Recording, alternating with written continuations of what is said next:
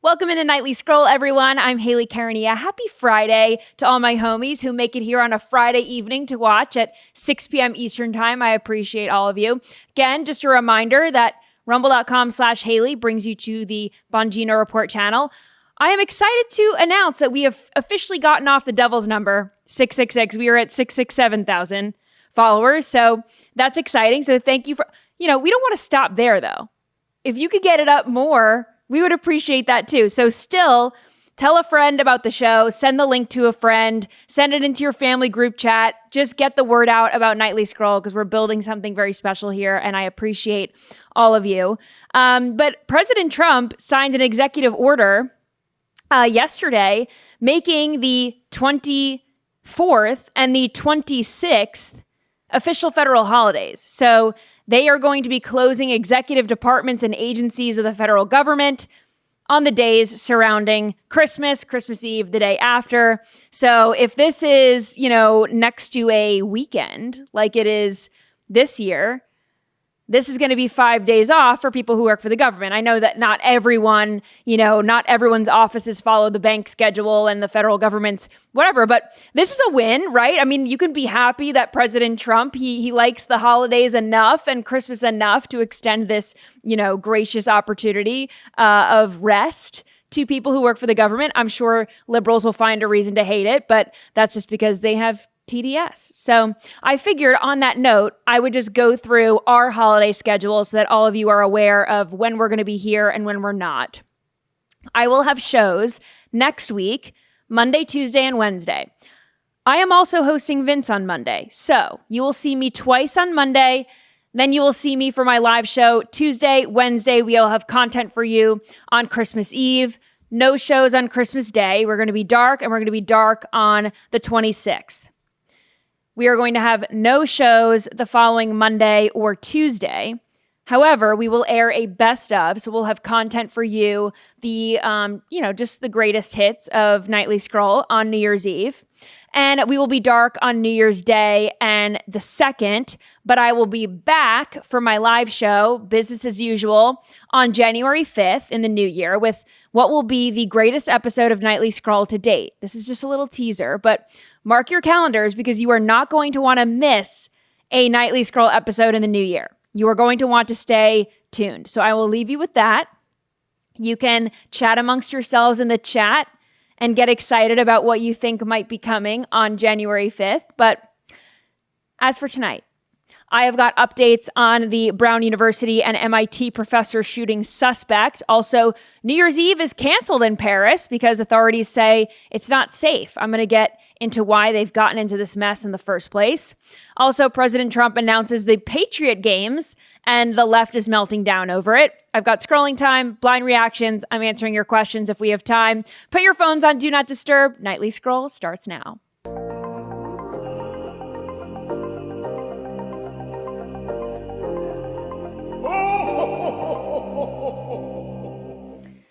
Unfortunately, we do have an ending to this story. The Brown University suspect has been found dead. And, I'm glad that he's dead, but at the same time, it's like you want to find these people alive so that you can give them hell, right? And they could actually serve justice. But this guy, he's 48 years old, a Portuguese national. He studied at Brown University in 2000 to 2001, and he was studying physics. Then he left the school in 2003. And then this same guy, according to authorities, is believed to have been fired from a position at an institute in Portugal in 2001. And that's the interesting link between the Brown University shooting and the MIT shooting of a professor there.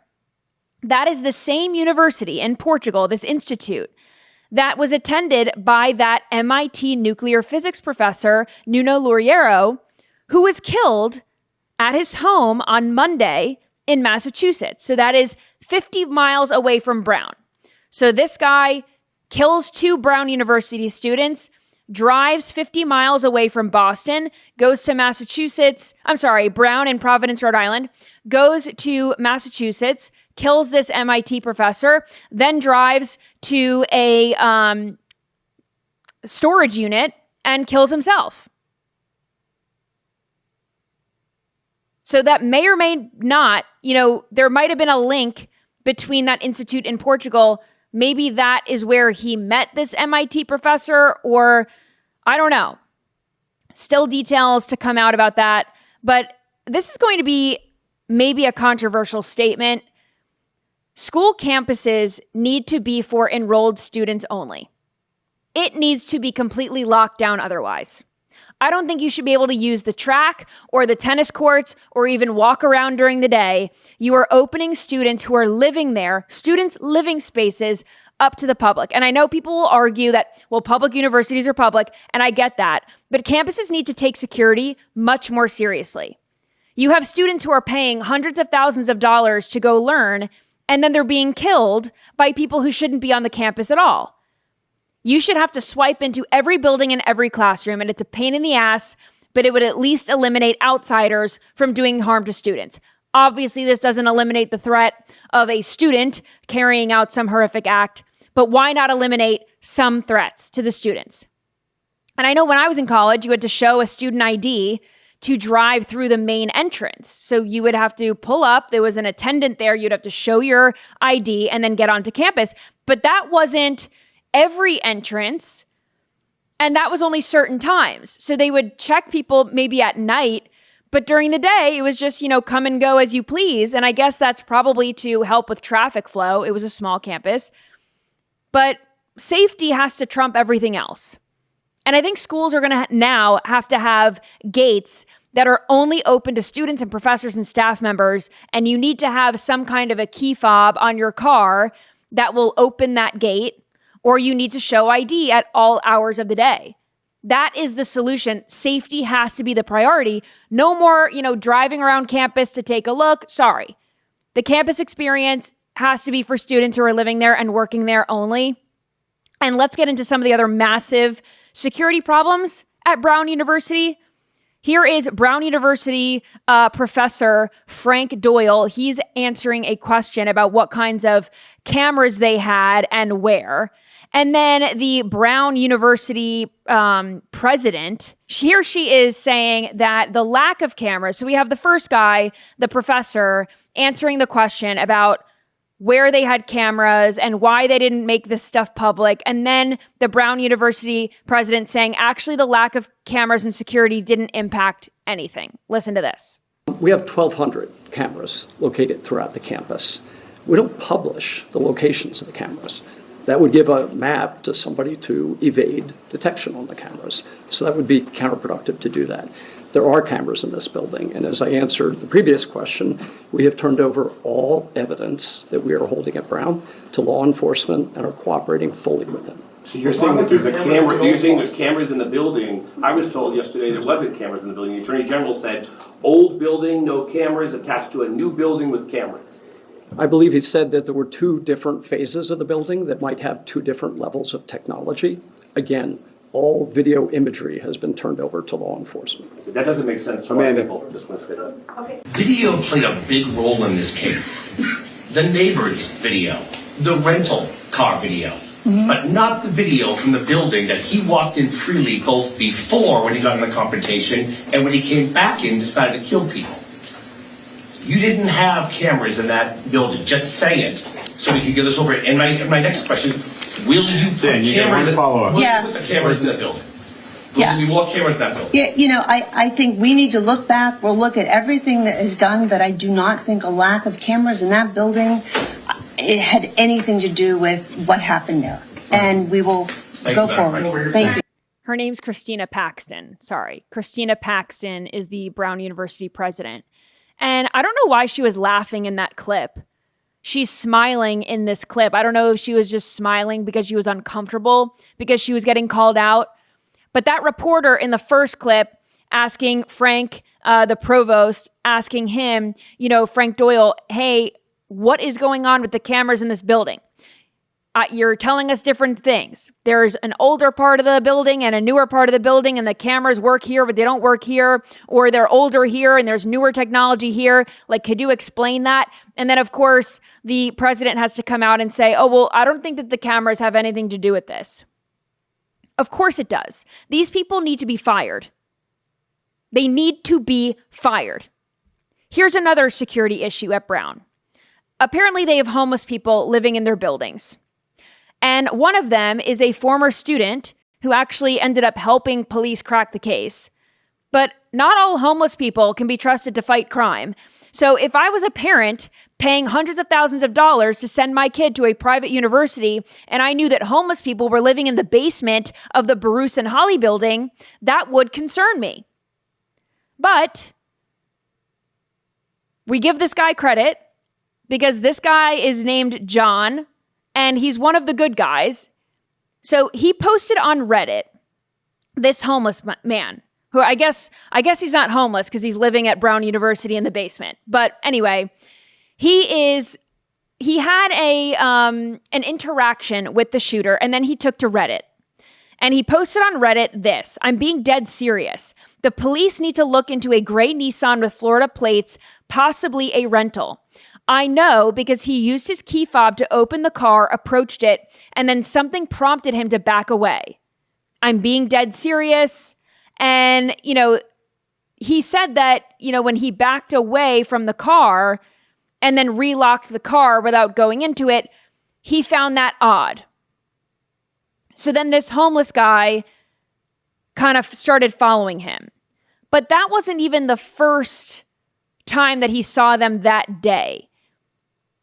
And cops didn't even know to look into this Florida plate until this homeless guy said something to them, which we're going to get to in a second. But John, okay, so a lot of things were happening at once, right? Let's start from here. The homeless guy, John, said that he encountered the shooter in the bathroom of Brown's engineering building. And he said that this was hours before the attack. And he noted that the suspect's clothing was, quote, inappropriate for the weather, which seems odd to me because I looked up the weather in Providence, Rhode Island on the day, and it was a high of 37 degrees and a low of 29. And based on the photos that they put out of the suspect and this homeless guy that was following him, they're bundled up. It doesn't seem strange to me to be wearing a jacket, unless, of course, he was wearing something different in the engineering building when he had this run-in with the homeless guy and the suspect. So then when he sees the homeless guy, John, sees the suspect, and apparently he's wearing something odd, he follows him and says, "Your car is out back there. Why are you circling the block?" And the suspect said, "I don't know you from anybody. Why are you harassing me?" So the timeline is a little confusing to me because apparently this all happened before the shooting.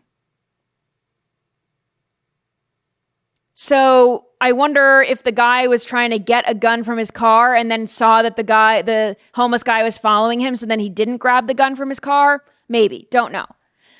But the homeless guy sees this guy in the bathroom, follows him out to the car, and then starts asking him questions.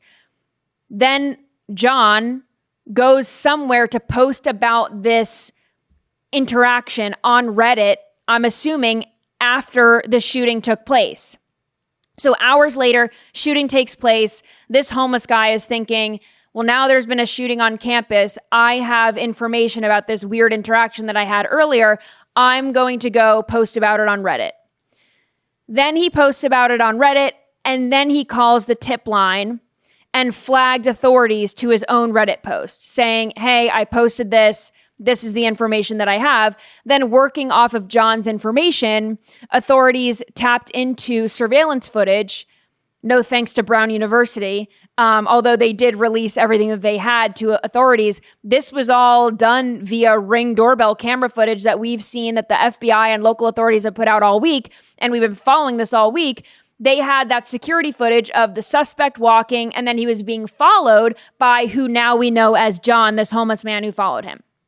So there is a $50,000 reward for tips that help solve the case. And, this certainly fits the bill. This homeless man, John, is certainly deserving of the $50,000. I will be up front here. We're taping this show a few hours early before 6. So if something happens in between now and 6, that's why we didn't cover it. But all this to say, the Trump administration is getting involved in this because this guy was here on a visa program. And Kristi Noem, at the direction of President Trump, has paused that program. This is what she said on X earlier. The Brown University shooter, I'm not going to say his name, entered the United States through the Diversity Lottery Immigrant Visa Program, DV1, in 2017, and was granted a green card, which is interesting because he was at Brown University in 2000, 2001, and left in 2003. So I'm curious as to where this guy was in the meantime. If he got a visa in 2017, was he here and then he applied for the visa? Just putting things together in my head that aren't making sense, but okay. She goes on, this heinous individual should have never been allowed in our country. In 2017, President Trump fought to end this program following the devastating New York City truck ramming by an ISIS terrorist who entered under the DV1 program and murdered 8 people. At President Trump's direction, I am immediately directing USCIS to pause the DV1 program to ensure no more Americans are harmed by this disastrous program. So it's some kind of a lottery system where you get a visa. It just, all of this, it's making me frustrated, but it's also, I'm grateful that at least we have the Trump administration in charge. I can't imagine what life would look like in this country if we had the Biden administration still in charge and all of their horrific border policies in place under a Harris administration. I cannot even imagine. I don't even want to imagine it. It's so disgusting. So, unfortunately, President Trump wanted to do away with this in 2017. Could that have prevented it? We don't know.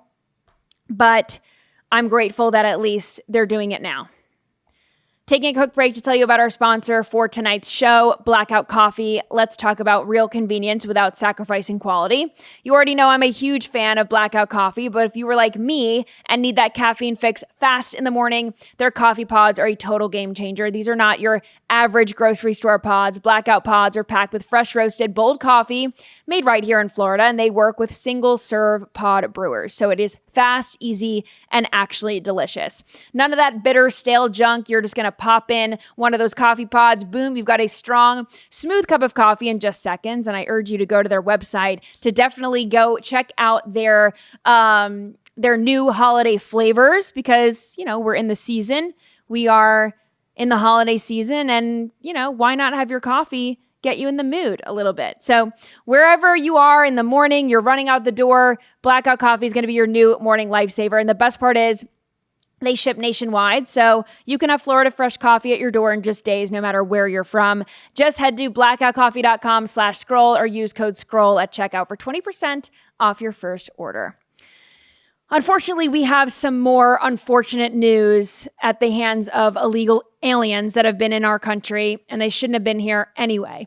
And Soros is involved. Shocker. So, unfortunately, George Soros backs all of these horrific, demonic district attorneys that just let illegal aliens run amok and criminals run free. And this guy is no different. His name is Steve Descano. He's a prosecutor for Fairfax County, Virginia. And he let an illegal immigrant go. He let an illegal immigrant go one day before allegedly killing another man. So this is what happened. Steve Descano drops all charges against a 23-year-old illegal alien from El Salvador. And yes, he had a long criminal history. So Steve Descano thinks, I see this guy, he's not supposed to be here anyway. He has a rap sheet. I'll let him go. Then the next day, he's picked up by cops on a murder charge a day later. He's in the U.S. illegally, and not only that, to make matters worse, he has ties to MS-13 gangs. So that all makes sense when you find this out. Back in 2019, he was wanted on a murder charge, but was let go. This is just, it's crazy. In 2019, Toscano's office let him go because they said, well, he wasn't the guy who actually killed the victim in this case.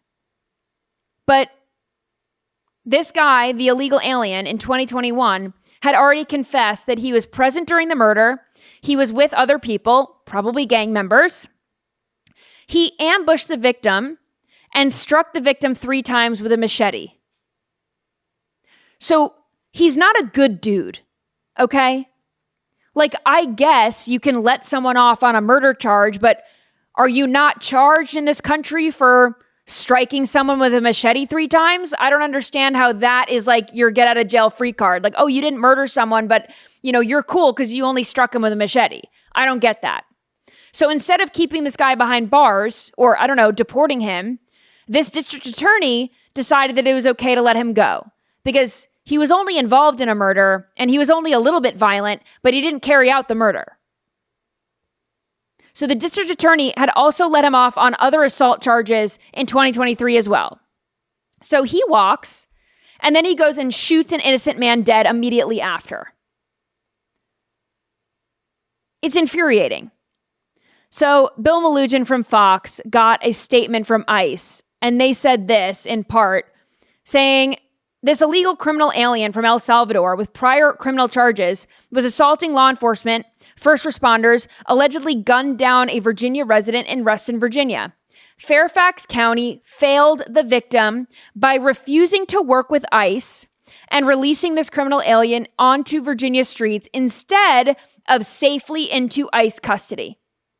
If Fairfax County would have simply worked to uphold our nation's laws, then this tragedy may have never happened. This is gross negligence. It is incompetence. It is evil. It is already bad that the guy committed crimes and walked. But the guy wasn't supposed to be here anyway. And he has gang ties. And his behavior shows that he's not meant to be let out on the streets. And yet these people let him go. And then when ICE wants to do their job and pick these kinds of people up and send them packing, these blue states and cities and sanctuary cities and Democrats and DAs, they don't let ICE do their job. Absolutely infuriating. And on this show, I have covered now multiple fatal crashes at the hands of illegal aliens. Here's another one. This is a Chinese national, 54 years old, came here illegally, and obtained a commercial driver's license. We've seen this before, didn't like the ending. And then he was driving in Tennessee. Hint, hint, he wasn't given the CDL in Tennessee. This is how this goes down. Red state residents get killed at the hands of illegal immigrants thanks to Democrats in blue states. I say this all the time. You can't move your way out of this problem. It's not like, I hate these Democrat sanctuary city policies. Let me pick myself up and move out of New York or California or wherever it is, and let me go find a red state, a safe red state to live in. Can't do that anymore. Every single state is a border state. Now, this guy rear-ended a tractor trailer on I-40, and he caused a multiple vehicle crash. That crash led to the death of a 31-year-old woman, Carrie Smith, and others were injured. Just think about that. I'm 31 years old and I lived in Tennessee 10 months ago. This could be anyone you know, any American citizen that you know could be killed at the hands of an illegal immigrant. It could be anyone. It could be me. It could be you. Anyone in your family, anyone you know and love. And these people are given commercial driver's licenses and they're allowed to just go and kill people. That's the reality that we're living in. And to make matters worse, investigators say that this illegal alien, this Chinese national, was distracted by a video on his phone when he was driving and when he crashed. So he's watching his phone, and whether you speak English or not, you can't read the road signs if you're looking down at your phone. And here's the statement that DHS put out. Despite his admission of breaking the law, the Biden administration released this illegal alien into the country and provided him with both work authorization papers and a social security card. Because the Biden administration provided him with work papers, This guy was able to get a Class B CDL, leading to the deadly multi-vehicle pileup in Tennessee last week. There are so many lines of defense that are bypassed in the name of being welcoming and whatever else Democrats want to say when it comes to illegal immigration or immigration in general, that we should just be kind and welcoming, and it doesn't matter who they are or if they know how to read or anything like that. This person should not have been here in the first place. And they sure as hell shouldn't have been given a driver's license, a commercial driver's license, to drive a big rig and then go drive it into other people. And now they're given their sanctuary city golden ticket to go kill people on the highway because Democrats want to pat themselves on the back and feel good about, passing feel-good legislation instead of legislation that'll actually protect American citizens. That's treason. That is treason. Siding with foreigners instead of your own constituents, that's treason. And putting them at risk, that is treason. Then FBI Director Kash Patel put this out on X earlier, saying that another Chinese national has been nabbed. This is a postdoctoral researcher. He had a J1 visa from China, and he's been charged with smuggling E. coli into the United States and then making false statements about it. He said this. This is yet another example of a researcher from China given the privilege to work at a U.S. university and then allegedly chose to take part in a scheme to circumvent U.S. laws and receive biological materials hidden in a package originating from China. This is another movie that I saw and I didn't like the ending. And it happened in 2020. Then he continues. The FBI and CBP partners are committed to enforcing U.S. laws put in place to protect against this global threat to our economy and food supply. If not properly controlled, E. coli and other biological materials could inflict devastating disease to U.S. crops and cause significant financial loss to the U.S. economy. And then he ended this with a message to all universities and all of their compliance departments. Please be vigilant of this trend. Ensure your researchers know that there is a correct and legal way to obtain a license to import, export approved biological materials, and it must be followed without exception. Our continued partnerships will be better secure our nation, will help to better secure our nation and ensure all parties are held accountable.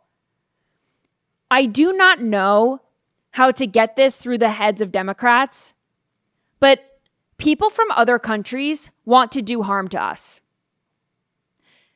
Some people might want to come here for a better life.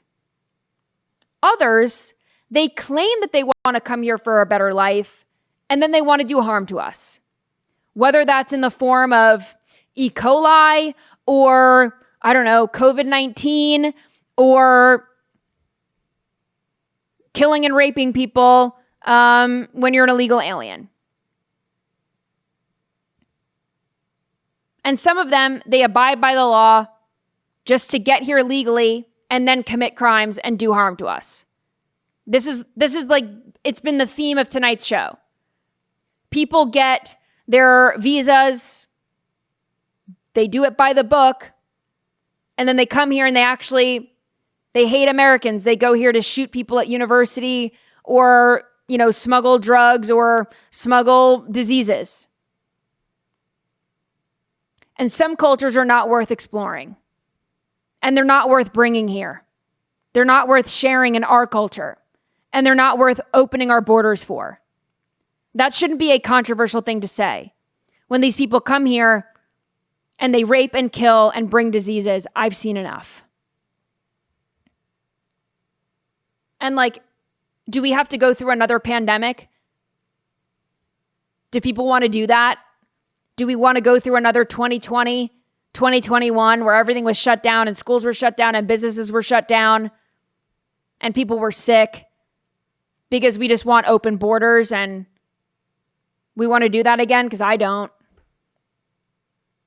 I think we need to protect this country. This is where the America First movement got its legs, especially during the pandemic when we were reliant on China for PPP, when they were the ones that brought us this mess to begin with. And then another unfortunate story is that Paris has canceled a New Year's Eve celebration. It's their New Year's Eve concert on the Champs-Élysées. Did I say that correctly? We think. We don't know. But they have canceled this for security reasons.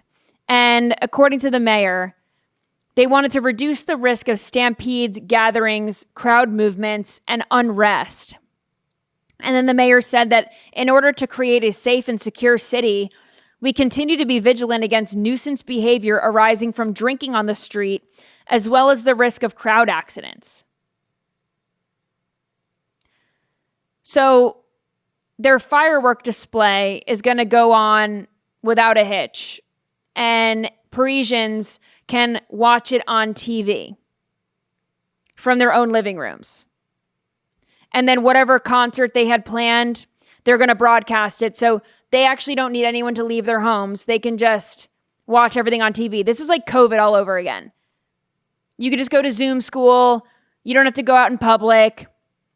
This is like another thing where the government just tells everyone to stay home, and then I guess people do it for their own safety.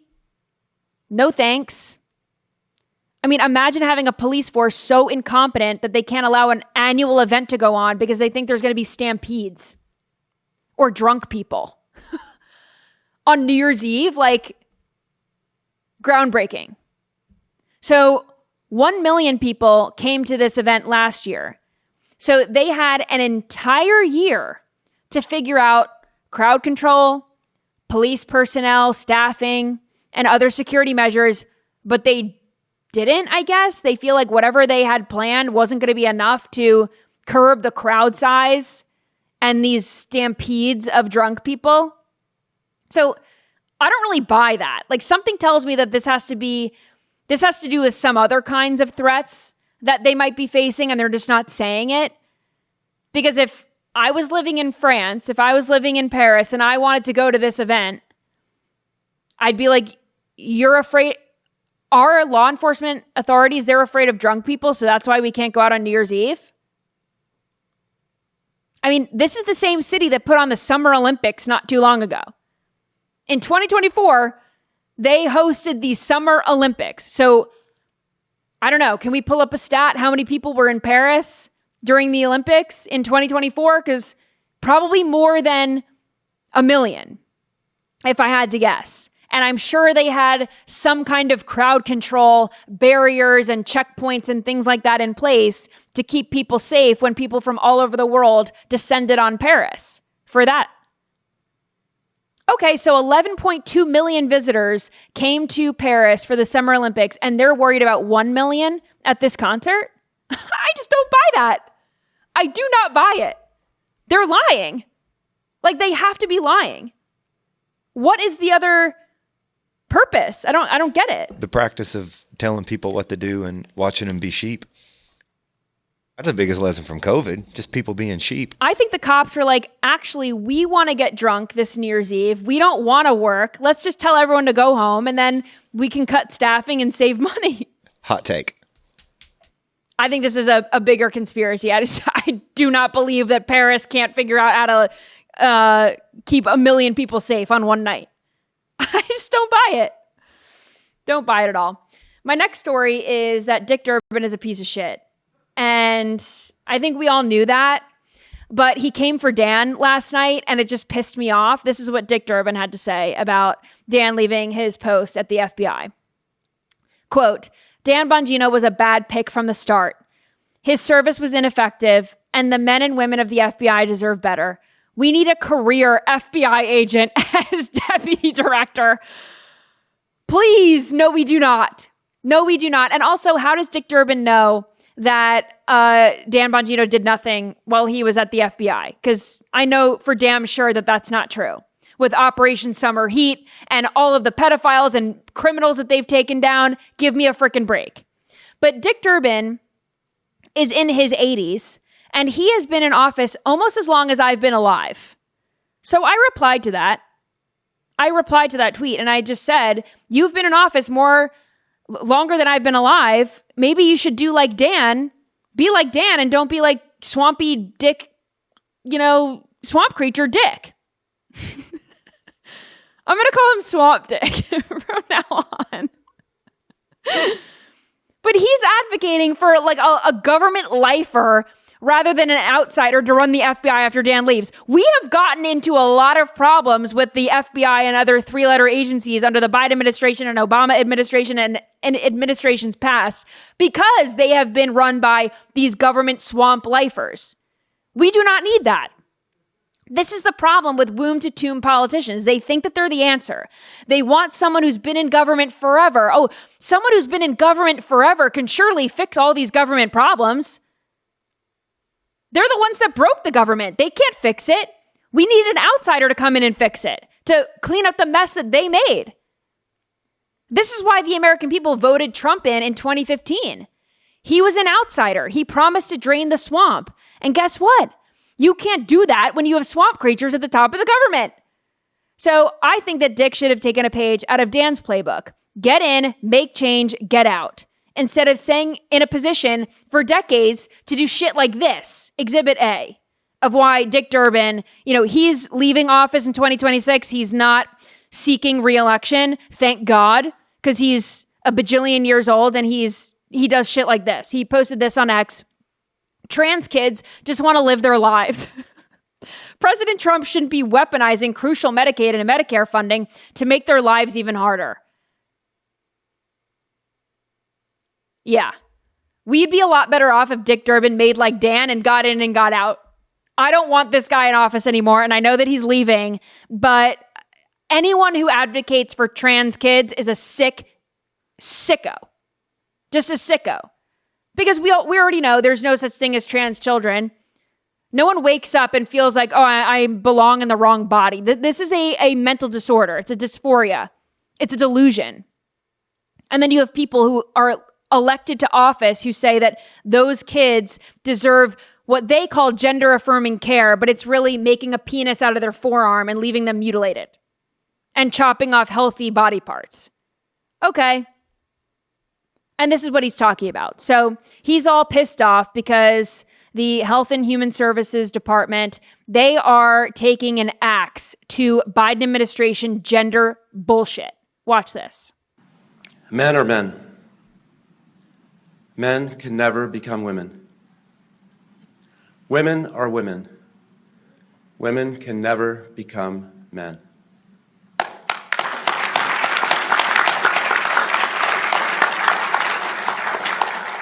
Yep. Children are innocent. Children are innocent and they need to be protected. Show Absolutely. that clip to someone 50 years ago. What? We should show that clip to someone 50 years ago. They'd be like, what are you talking about? Of like, course. why the hell are people clapping? Like, yeah, like, why do you okay, need to guys, say the that? sky's blue and grass Right. is green. And It's actually crazy, but I think a lot of this started in 2020 and it's just gone down since, like really, really gone downhill. I mean, even if you said that to someone in 2015, they'd be like, what are you talking about? So much has happened in the last 10 years. It's for the worse. But the Trump administration is, in that announcement, has announced that they are undoing the Biden administration era expansions for Medicare and Medicaid funding of gender affirming care in minors. We do not need to be funding gender affirming care. And HHS Secretary RFK Jr. said that gender affirming care is not medicine, it is malpractice. We are done with junk science driven by ideological pursuits, not the well-being of children. Amen. Amen to that. You are not helping a child by chopping off their healthy breasts or penis or making one out of some other body part. That is Frankenstein shit. And it does not help these children in any way. So many children come out as detransitioners. They were groomed as children. I don't know, maybe someone told them like, hey, you can be whatever gender or sex you want. And then they believed it. And then they went to their parents and said, hey, I want to chop this off or I want to put this new thing on. And their parents, I guess, are delusional liberals and they've bought into this crap that gender affirming care is life-saving care, and that, oh, if I don't, chop my daughter's breasts off or chop my son's dick off, they're not going to be very happy with me, or they're going to die, or they're going to be depressed, or they're going to be whatever fear-mongering that the left says is going to happen. Instead of getting them mental health help to remedy these delusional thoughts. It's absolutely insane. And Democrats are voting against all of this stuff. So Dan Crenshaw of Texas, Republican, he introduced the Do No Harm in Medicaid Act. And it obviously received support from all House Republicans. And they voted on this yesterday afternoon. And more than 200 House Democrats voted against it. They voted against Medicaid dollars funding transgender treatments for minors. This bill would block federal funding for gender surgeries on minors and also hormone therapies, which of course, like I just said, the Democrats think are life-saving. They think that they're life-saving. Only 4 Democrats voted for this bill with Republicans. Only 4 Democrats. 4. 4 of them believe in biological reality. Over 200 don't. That's disgusting. And this legislation could also block Medicaid funding to states that allow federal funds to be used for this kind of thing. This is why Democrats won't get on board.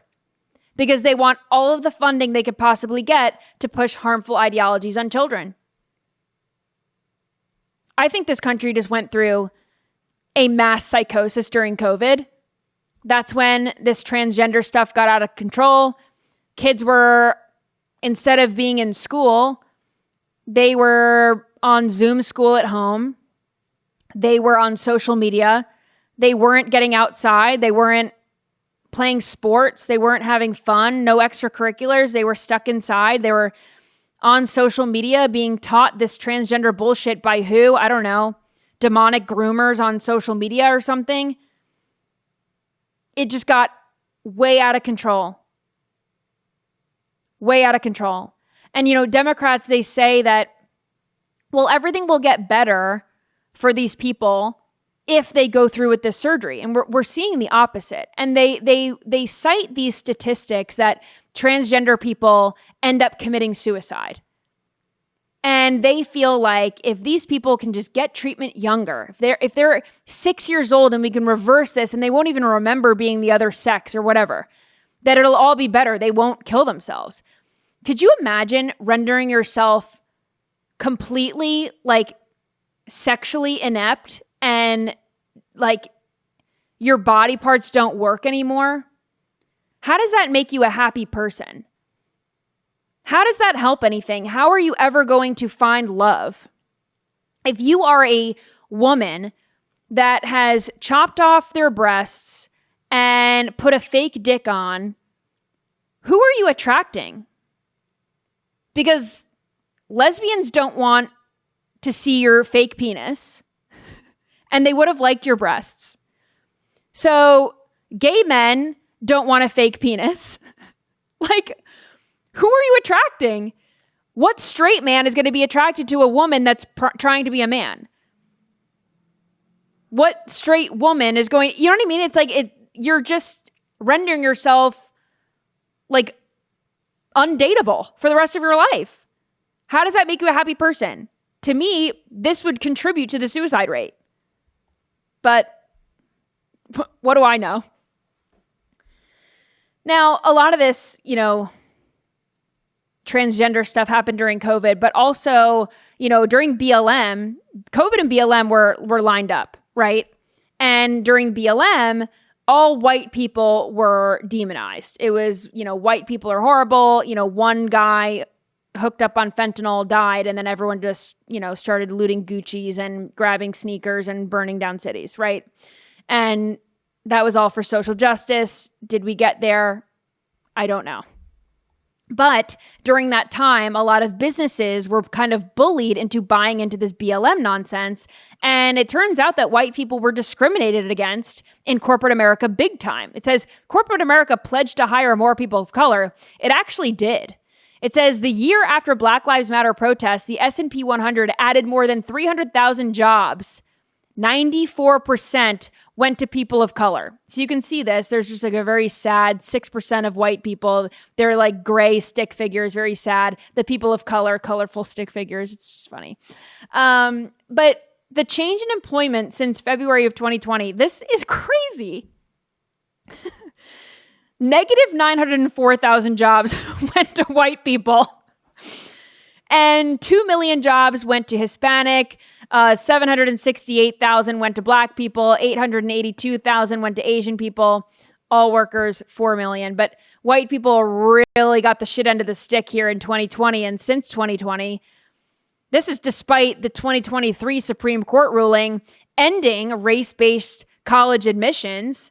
But if you are a white man who has been discriminated against in corporate America, you may be entitled to financial compensation. Listen to this video from the U.S. Equal Employment Opportunity Commission. Watch. I'm Andrea Lucas, chair of the U.S. Equal Employment Opportunity Commission. Are you a white male who's experienced discrimination at work based on your race or sex? You may have a claim to recover money under federal civil rights laws. Contact the EOC as soon as possible. Time limits are typically strict for filing a claim. The EOC is the federal agency charged with enforcing federal anti-discrimination law against businesses and other private sector employers. The EOC is committed to identifying, attacking, and eliminating all forms of race and sex discrimination, including against white male applicants and employees. Check out eoc.gov to learn more and read our one-page explainer about DEI-related discrimination. Because when Democrats say that they want equality, what they really mean is they want opportunities for people who aren't white. They kind of conflate equality and equity. They put it together like DEI, equity and inclusion and all this stuff. But they really mean that they want minorities to step on the backs of straight white males to level the playing field. But that is racial discrimination. So, oops.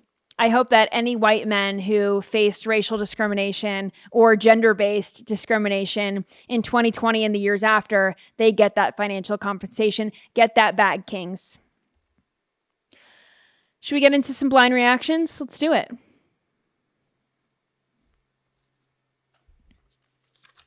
And then I guess we'll do scrolling time after. This is new. We've never done this first. Blind reactions first, but okay.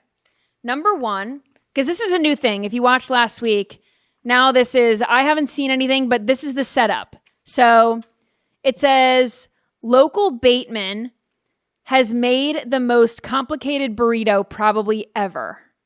Okay. I've got some birria lamb that I'll bang into a burrito with some sliced up raw garlic and chilies wrapped up and sealed into a burrito ready to slice into bits and onto my tray to dehydrate overnight, then blitz it into a burrito seasoning. To season up some chicken thighs and air fry, then slice and fry with a load of chorizo to load in some tortillas with some spicy rice and cheese wrapped up and sealed. Then into a beer batter and burrito seasoned flour mix and deep fry into some cheeky buffalo chimichanguitas to load on a couple of big old tortillas with sesame seeds and sealed into a big old burrito cube, which I can then get into a blender with some water into a burrito-y paste to lay in some salt and flour and make a burrito bread dough to cover and let rest, and then get it cut and rolled out into a big old sheet, then onto the heat into a tortilla to load with more of the lamb and cheese and broth and some chopped up stuff and wrapped up into a burrito. I'll also make some mini burrito-y tortillas while I cook off a quick beef chili to pop on top of some cheese sauce to roll and seal with some egg into a whole bunch of mini burritos. To pour over a cornflour slurry to tip out working super fast to brush with egg and wrap around my burrito to let sit and glue so I can unwrap and carefully slice right through my burrito cubed with a pot to the broth. It's looking uncouth and ready for a dip in that and a good old now he eats it. Now he eats it when there's 8 burritos in one side of the burrito. At some point, the meat has to get overcooked. How many calories do you think is in that thing? Holy. That's got to be... But it's like he made the burrito to then... Puree put it in the blender and then use it as like a seasoning for the other meat. And like, there's so many layers to this. Then he rolled out a burrito and made it into dough and for the then made other it into tortillas, dough and to then add to the other burritos. So if like the listeners listening to this, it's literally like 13 different burritos in a burrito. I also need everyone to know that Andy was hysterical that whole time the video was playing. I mean, What's the price if you order that at Amigos? Like, I read, is that a $75 burrito? can I just say, when I read the most complicated burrito probably ever, I was not expecting that level of complication at all. I didn't know what to expect, but that is the most complicated burrito ever. Does he do this with other foods? I guess? hope so. I hope so. Well, good for him. Okay, here's another food one for blind reaction number 2. Guy walks into a Burger King and begins to eat his burger right at the counter, but the comments found a scary resemblance elsewhere. Okay, so he orders the burger and he's eating it like right where you order. Oh, is that George Floyd? Nope. Back. Are you waiting for something? We play some rain bet. Can you get out and stop eating in the front color? There's no need to do that. This is another one I did not expect. I never thought I'd see George Floyd in the flesh again. I thought I'd see him maybe in the form of a bronze statue in Minneapolis or something, but never like this. He's The top comment on that video was, "Do my eyes deceive me?" That's got to be like his brother or something. That's crazy. Wow. Okay, speechless. Welcome back, George Floyd. Okay, here's a Christmas-themed one for blind reaction number 3.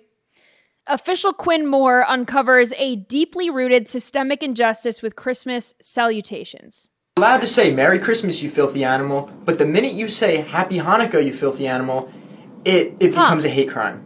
You know? I guess some type of a line gets crossed when you switch the holidays. You tried this with other holidays? If you say Happy Kwanzaa, you filthy animals, it's also a hate crime. Yep. I never thought about it, but it's true. It's not interchangeable. I guess that's why in Home Alone they said, Merry Christmas, you filthy animal, because it's okay to hate white people. Even then, when the movie came out, it was okay to hate white people. More systemic white racism. Yep. Wow. Such a shame. Such a shame. I'm going to save these, well, what should I do? For next year?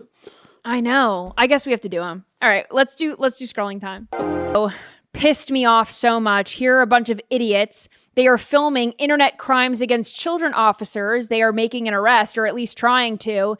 And these New Orleans cafe workers started mistaking them for ICE and getting involved in their efforts. Watch this. Hey. With ICE. Cool. We know you are. Cool.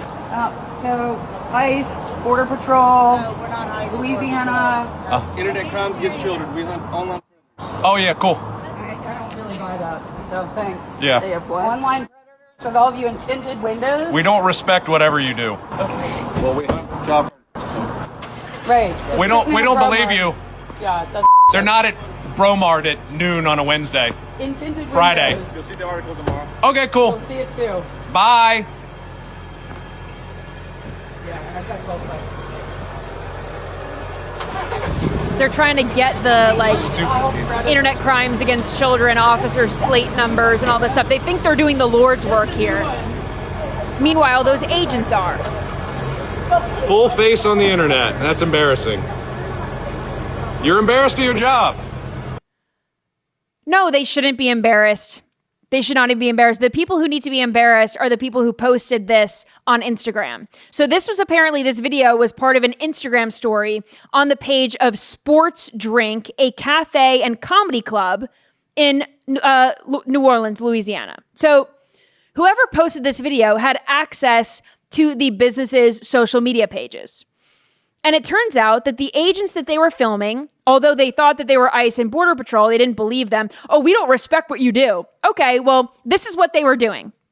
The agents there actually arrested a 29-year-old man for possession of more than 150 photos of children, videos of children that were 13 years of age or younger, and they were being sexually abused. So these idiots filming, we don't respect what you do. Okay. And then we don't believe you. Okay. You'll see the article tomorrow. And this is the information from the article. The agents there were actually protecting children. And the guy who was the predator that they ended up arresting was a Chinese national here on a student visa.